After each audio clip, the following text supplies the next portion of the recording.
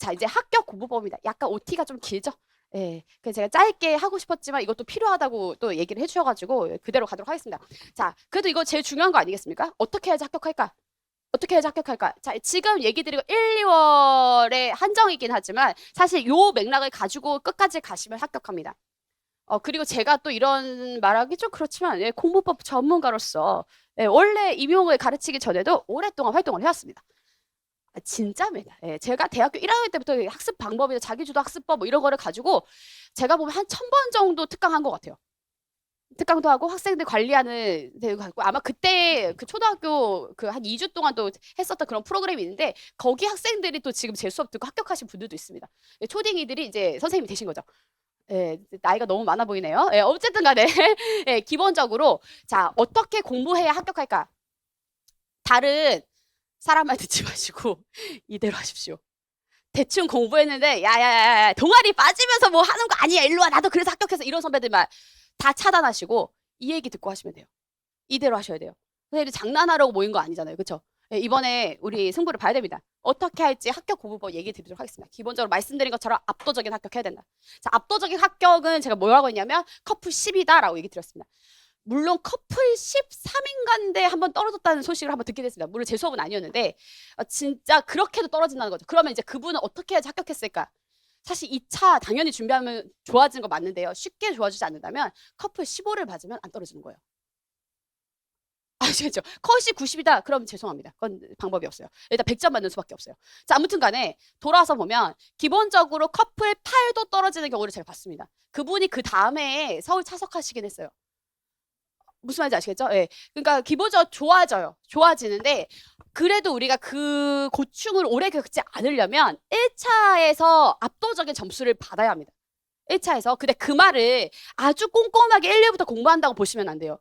일단은 이 임용의 공부는 양이 많다고 말씀드렸죠. 방대하다. 정말 많다는 정도가 아니라 방대합니다. 교육학도 방대하고 전국은 더 방대하겠지. 그거는 여러 번 쌓아야 돼요. 켜켜이. 제가 나중에 가면 크로아상 공부법이라고 말씀드려요. 여러 번 한 1000겹을 쌓아야지 그제서야 이 내용들이 보이고 연결이 돼요. 꼼꼼히 가려고 하면 갈 수가 없어요. 그럼 똑같은 시간을 들여서 꼼꼼히 한 번 보는 게 좋으냐 아니면 설렁설렁 10번 보는 게 좋으냐. 처음에 설렁설렁 보다가 캐캐이 잡아서 가는 게 좋아요. 그러니까 끝까지 설렁설렁 보면은 다 빈틈으로 다 떨어지고요. 처음엔 설렁설렁 보다가 이제 중간부가 지나면서 촘촘하게 가야 됩니다. 아시겠죠? 예, 그 공부를 따라간다라고 보시면서 공부하시면 돼 있고 그러면서 우리가 만들어야 될 점수는 12점이다. 12점이다. 자, 그러면 제가 말씀드린 것처럼 개인의 의지로는 공부할 수 없어요.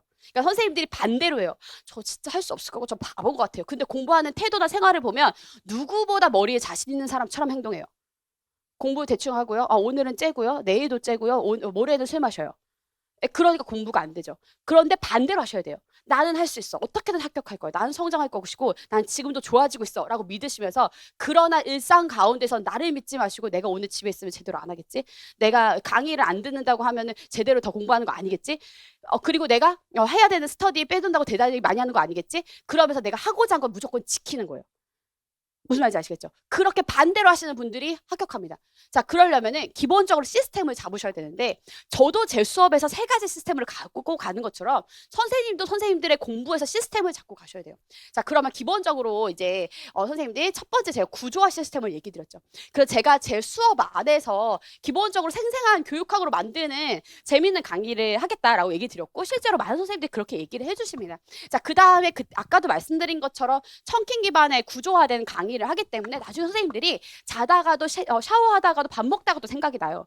그래서 선생님들이 정말 세부적인 것까지 너무 어렵지 않고 한 손에 잡아가실 수 있게 강의를 구조해서 갖게 되고 결국 강의를 갖게 되는 게 아니라 교육학을 갖게 됩니다.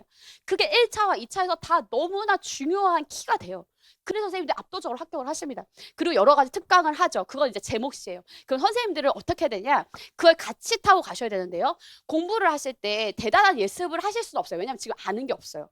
예, 아는 게 없기 때문에 공부하는 책을 읽는 시간이 오히려 시간 낭비입니다. 근데 뭐는 하시면 좋냐면 저희 나가는 조직화 트리라고 하는 자료가 있고 사실은 이것은 책의 앞장에 보시면 제가 이따가 구조화를 시킬 때 쓸 텐데요. 모든 챕터, 모든 과목들 앞에는 구조화되어 있는 개념 트리 자료가 있어요. 개념 트리 내용이 있어요. 그거를 보시면서 선생님들이 어떤 단어가 있지? 이 과목에서는 뭐가 있지를 쓱 한번 한 5분, 10분 내로 눈팅을 한번 해보세요. 이런 단어들이 나오겠구나. 아시겠죠? 그러니까 큰 틀을 선생님들이 이해하고 오실 수 없어요. 그럴 필요도 없고, 아, 근데 이런 틀이 있겠구나. 이런 용어가 있구나. 타일러? 누구의 타일러? 이 정도 생각하고 오시면 돼요. 타봐. 어디에 타? 미안. 예, 그렇게 해서 조직화 트리로 그 개념을 한번 익히고 오시고요. 그 다음에 강의를 들으십니다. 강의를, 강의 듣는 시간을 공부 시간에 포함시켜야 될까요? 말아야 될까요? 제가 하루 8시간씩은 기본적으로 공부해라. 왜냐면 일하는 사람들이 9 to 6 8시간 하잖아요. 선생님들은 공부를 그렇게 하는 거예요. 생애를 위해서. 그러니까 8시간 기본적으로 해야 돼요. 그거는 뭐 타협의 여지가 없어요. 그렇게 해야 돼요. 자, 그러면 여기 안에서 이 강의를 들을 때 이 강의 듣는 시간을 거기 공부 시간에 포함시킬까요? 말까요? 왠지 홍공이 아니잖아. 자, 어떤 사람은 포함시키면 안 되냐면 이런 사람은 포함시키면 안 돼요. 강의 틀어놓고 포함시키면 안 돼요. 근데 누구는 포함시킬 수 있냐면 할 수 있다. 이런 사람은 포함시킬 수 있어요. 자, 선생님들 포함시킬 거예요? 안 시킬 거예요? 포함시키세요. 솔직히 말하세요. 선생님 혼자 공부할 때 잘 되겠어요? 저랑 이렇게 강의 들을 때 공부 잘 되겠어요? 강의 들을 때 잘 돼요. 왜냐하면 저도 학습자로 오래 살아왔어요. 학력이 굉장히 길어요. 왜냐하면 석사도 오랫동안 졸업을 못했거든요. 그래서 학력이 굉장히 길어요. 그러니까 근데 저는 열심히 했는데 저희 전공 교수님 아무튼 거기서 그만하겠고요. 자, 아무튼 간에 학력이 길어요. 그러니까 제가 벌써 보니까 혼자 공부하는 한계가 있어요. 나를 잘 가르치고 이 분야에 꿰고 있는 사람이 가르쳐주면 훨씬 빠르고 훨씬 잘 가르쳐요. 훨씬 많이 배울 수 있어요. 아시겠죠? 그러니까 강의 듣는 시간 아까워하지 마시고 열심히 들으세요. 아까운 시간 쓰지 마세요. 저도 아깝게 안 할게요. 어디서 나오는 자신감이야. 근데 그렇게 할게요. 선생님 그렇게 합시다. 그래서 열심히 강의 들으시고 공부 시간에 다 포함시키세요. 자, 그 다음에 하실 일은 강의가 끝나고 나신 다음에 하실 일은 뭐냐면 개념틀이 빈칸을 채우시는 거예요. 저희 수업 자료들 중에 빈칸 자료가 굉장히 많이 나가요. 근데 그거는 뭐냐면 제가 인출 기반 공부 굉장히 중요하다고 말씀드렸는데 쓱 읽으면 그냥 다 아는 것 같아요. 선생님들 몰라요. 나를 믿지 마세요. 몰라요. 그래서 뭐 아는지 모르는지를 확인하시려면 계속 테스트를 치셔야 돼요. 그 중에 하나가 빈칸 자료, 가장 쉬운 수준의 인출입니다. 그걸 채워보시는 거예요. 어떨 때는 당연히 안 채워져요. 그거 쓰셔도 돼요. 근데 무슨 차이가 있느냐? 아, 이 단어를 옮겨 쓰고 무슨 어디 위치인지를 보는 것 자체가 학습이 됩니다. 그래서 큰 틀을 잡으시는 거예요. 항상 공부를 할 때 촘촘하게 먼저 시작하시려면 안 되고요. 먼저 크게 보고 작게 가고, 크게 보고 작게 가고. 이게 뭔지 아세요? zoom out, zoom in. zoom out, zoom in. 이게 누가 얘기한 건지 아세요? 라일겔루스라는 학자가 얘기한 거예요. 그게 작년에 출제된 거예요. 제가 작년에도 가르치면서 무슨 얘기 드렸냐? 물론 구성주의라고 하는 나중에 얘기하게 될 거예요. 그게 지금 교육에서의 대흐름이지만 이렇게 정교화돼서 이 이론을 충분히 숙지해야 된다는 얘기를 빼놓고 학교에서 얘기할 수는 없는 것이다. 그래서 이거는 마이너해 보이지만 중요하다고 얘기를 드렸어요. 저도 이렇게까지 대놓고 나올 줄은 몰랐어요. 하지만 중요했기 때문에 말씀을 드렸고 정말 출제가 됐네요. 근데 공부는 그렇게 하는 겁니다. 나와 있는 지식을 공부할 때는 큰 틀을 먼저 잡고 들어가야 되기 때문에 전체 빈칸으로 개요를 잡으시고 그 다음에 형성평가를 하시면 됩니다. 자, 제가 과감하게 선생님들에게 제끼라고도 얘기 드릴 수 있는 부분은 뭐냐면 책을 꼼꼼하게 제 책을 회독하시는 것은 지금 1, 2월에는 안 하셔도 괜찮아요. 정말 이거는 도전적인 얘기예요. 자, 근데 왜 그러냐면 아마 지금은 뭐가 중요한지 뭐가 핵심인지를 몰라서 그거를 해독하는데 되게 시간이 많이 걸리실 수도 있어요.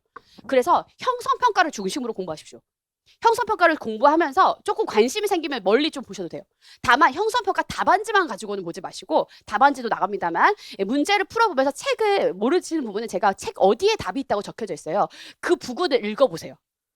그 부분을 읽어보시고 그리고 어떤 부분을 또 책을 읽으시면 좋으냐면 제가 수업에서 강조한 부분들 전후를 읽어보시는 건 좋아요. 근데 나머지 많은 부분들이 이해가 안 돼. 그걸 넘기세요.